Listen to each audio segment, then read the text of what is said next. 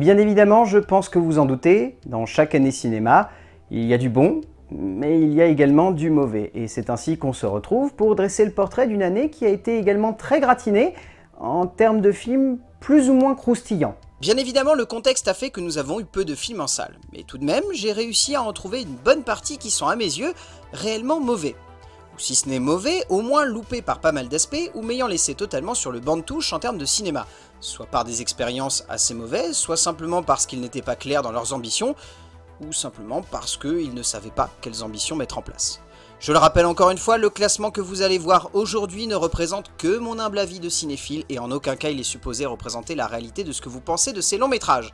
Certains sont peut-être très appréciés par vous-même, mais à mes yeux les 10 films ici présents sont représentatifs de ce que l'on a connu en 2020, c'est-à-dire parfois du pas bon, du nul, du mauvais ou du catastrophique. Bon, ne perdons pas plus de temps et passons tout de suite en revue les 10 films que j'ai le moins aimés dans l'année 2020, avec un numéro 10 qui je pense va en énerver plus d'un.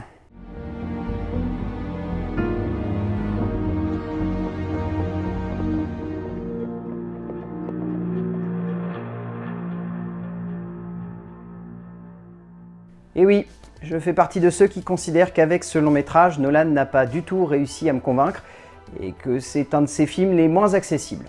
Qu'on soit clair tout de suite, je ne considère pas le film comme étant mauvais, mais simplement, comme chaque année, j'octroie la 10e place au film qui m'a le plus déçu. Et clairement, en 2020, le long métrage de Christopher Nolan n'a pas été à la hauteur de mes attentes. Et c'est même avéré décevant à mes yeux, ne parvenant pas à être le film que j'attendais, le saint blockbuster de l'année compliquée que nous avons connue. La mise en scène y est encore une fois impressionnante, mais pas autant que ce que l'on a pu connaître par le passé pour le metteur en scène anglais. Les acteurs sont très bons, mais le tout manque clairement d'émotion et nous laisse un peu sur le banc de touche de ce point de vue-là. Le scénario est brouillon et c'est là pour moi que tout cela coince, et fait que même si le long métrage est imposant, il n'en reste pas moins extrêmement foutraque et personnellement ne m'a absolument pas transporté. Dommage pour ce projet qui sur le papier était fou et ambitieux, mais j'en suis sûr, Nolan arrivera toujours à remonter la pente avec son prochain long métrage qui, je le suis sûr, arrivera encore une fois à attirer les foules. Passons au numéro 9.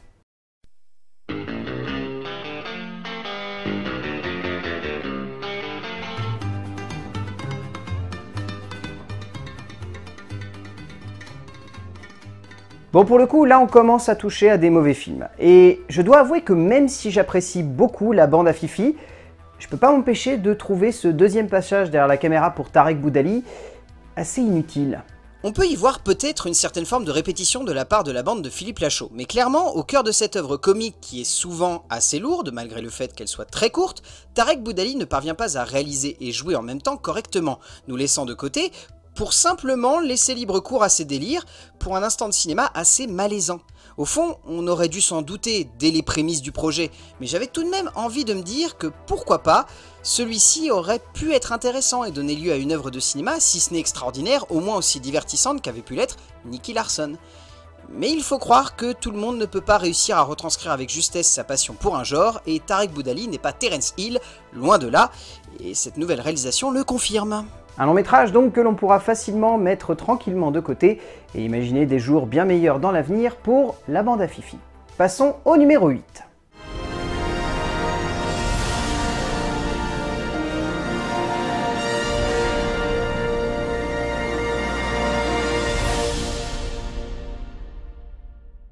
Bon, de base l'idée était pas bonne. Puis la première bande-annonce a horrifié tout le monde. Puis le film a été repoussé. Ça sentait quand même pas bon de base ce film. Et pourtant, Jeff Fowler s'est cramponné au projet et nous offre ainsi le digne héritier de Alvin et les Chipmunks ou même de Les Schtroumpfs, enfin version balade à New York bien évidemment, pour une œuvre peu intéressante, voire même clairement pas bonne, mais qui cherche tout de même à vouloir toucher un certain public pour un moment de cinéma qui laisse un peu trop de marbre devant un tel niveau de tristesse créative. Heureusement que Jim Carrey est là pour donner littéralement un peu d'âme à ce long métrage, car ce n'est pas le casting secondaire qui risque de sauver le film, ou même simplement l'esprit de Yuji Naka, qui n'est quasiment jamais convoqué par l'équipe technique du long métrage pour une œuvre assez vaine, assez inutile, et qui passe son temps presque à nous faire croire qu'elle a de l'ambition. Mais alors clairement, si elle existe, elle a disparu de l'écran. Une œuvre maladroite, mauvaise, assez vaine, mais qui a cartonné. La seule chose qu'on peut espérer, c'est que le deuxième film soit mieux dirigé. Numéro 7.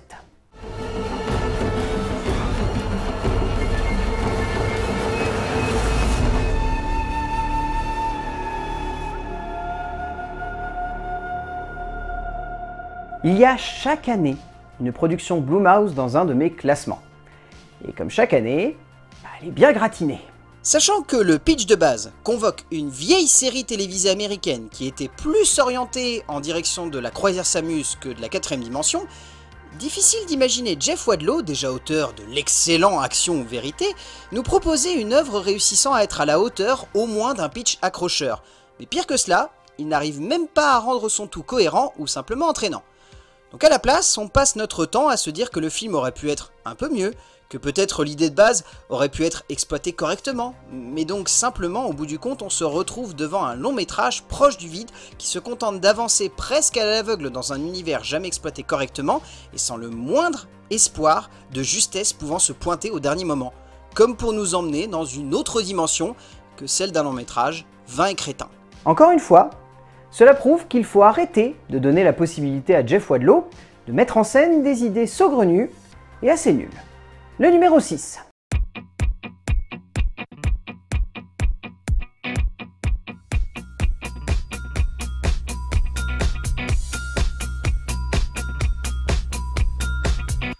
Ah, ce cher cinéma français bobo parisien. Tu ne m'avais pas manqué cette année, et pourtant tu as quand même trouvé un moyen de te frayer un chemin dans les quelques sorties en salle. J'aime plutôt bien Nora Hamzaoui. Je la trouve assez drôle dans ses chroniques et j'aime son univers un peu prout-prout, mais tout de même amusant. Mais au cinéma, il aurait fallu que cela prenne une autre forme, car ici, entre les mains de son frère, Amro Hamzaoui, le projet devient simplement les divagations d'une espèce de pétasse, obnubilée par ses complexes et sa personne, au cœur d'un pari où elle veut se la péter, sans autre ambition que de sonner comme bizarre. Le cinéaste français nous pond du coup une œuvre qui est auto-centrée sur sa sœur, lui offrant un écrin en or massif pour jouer assez mal, laissant ce pauvre André Marcon perdu face à une telle impossibilité de mettre en relief son personnage et nous posant nous spectateurs comme le témoin assez terne et triste d'une aventure de cinéma qui passe son temps à faire des tours en rond pour ne nous embarquer jamais clairement dans une direction logique. C'est clairement une grosse perte de temps, alors que le film ne dure qu'1 heure et 20 minutes sans le générique. Le numéro 5.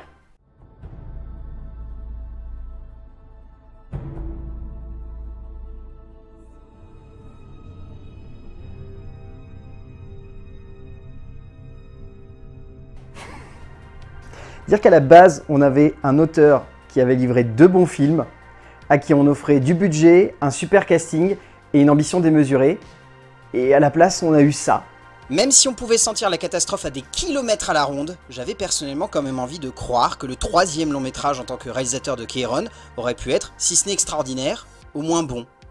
Mais même cela semblait clairement difficile pour le réalisateur français, qui nous offre ici une comédie lourde, mais alors lourde, comme c'est pas possible, et surtout assez pitoyable même par instant. Certes, pour moi, les acteurs sont la seule bonne chose que le long métrage nous offre, mais derrière, on a la sensation que tout est cheap, alors qu'il s'agit d'une assez grosse production à la base. Tout sonne comme mal conçu, que ce soit l'histoire ou la mise en scène qui n'exploite jamais correctement une ambition qui aurait pu être démesurée. Bref, tout simplement, il s'agit d'un projet très mauvais qui n'aurait jamais dû voir le jour et qui aurait dû ne jamais sortir, même sur Amazon Prime. Une œuvre proche de l'anarchie et un moment de cinéma en bronze chromé. C'est hallucinant. Numéro 4.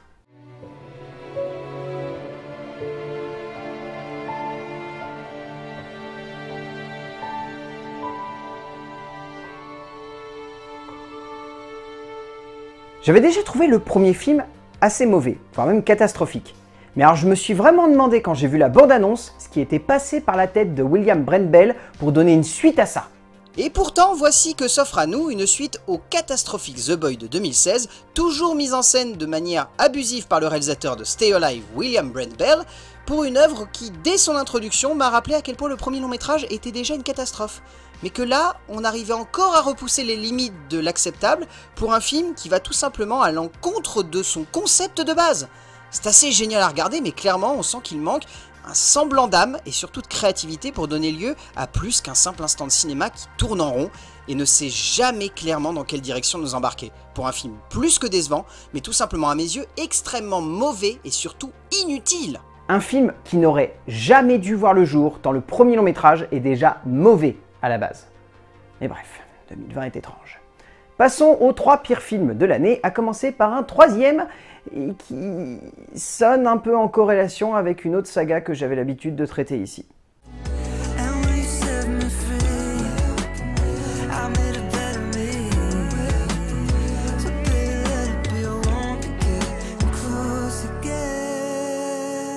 Ben ça alors, quand c'est pas 50 nuances degrés par E.L. James qui est ici, c'est les After par Anna Todd.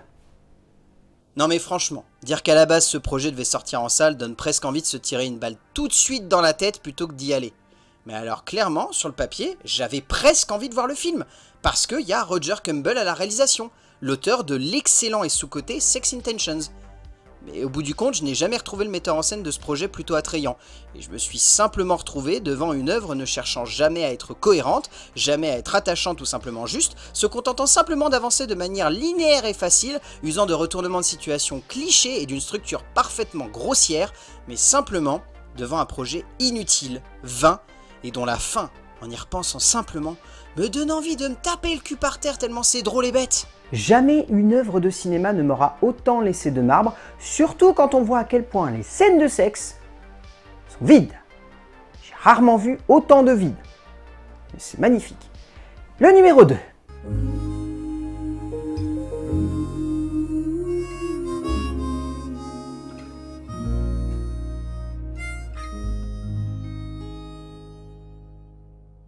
Alors en soi, le théâtre filmé n'est pas quelque chose qui me dérange, mais je pense que il faut que ça soit entre de bonnes mains. Et ici, c'est pas le cas. Malheureusement, celle de Daniel Cohen, auteur de cinéma peu intéressant dans son genre, nous propose de nous embarquer dans un long métrage assez triste, pour ne pas dire carrément inutile, puisque l'on suit un groupe de personnages qui est absolument détestable, et surtout, et c'est cela qui me dérange, c'est un film qui cherche à parler des gens envieux et jaloux, mais qui le fait en nous mettant du point de vue de ces personnages. En soi, le long métrage fait la pire erreur possible, celle de nous demander d'avoir de l'empathie pour des protagonistes vains et inutiles, qui n'ont aucun intérêt et qui sonnent simplement comme la représentation lourde et vaine d'une manière d'aborder la comédie que personnellement je trouve assez nulle, voire même carrément inutile, et qui laisse de marbre, et clairement dans son genre, Daniel Cohen nous offre ici l'un des films les plus vains et les plus crétins que j'ai vus depuis longtemps au cinéma. Clairement, en soi, c'est une œuvre débile et juste vaine. Mais ça n'arrive même pas à la cheville du premier film que j'ai mis à ce classement. Voici donc le pire film, selon moi, de l'année 2020.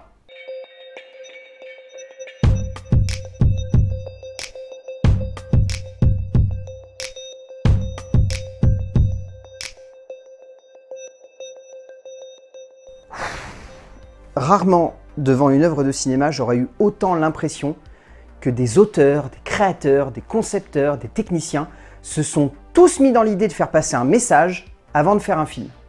C'est sidérant.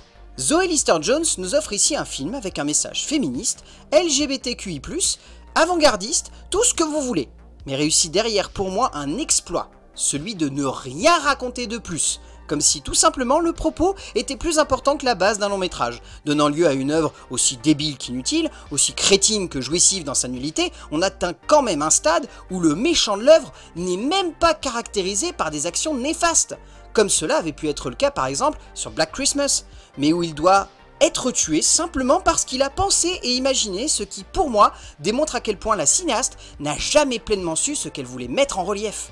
Sans compter que, régulièrement, le film doit en plus utiliser des mécaniques de cinéma un peu plus classiques, ce qui va du coup à l'encontre du propos de base.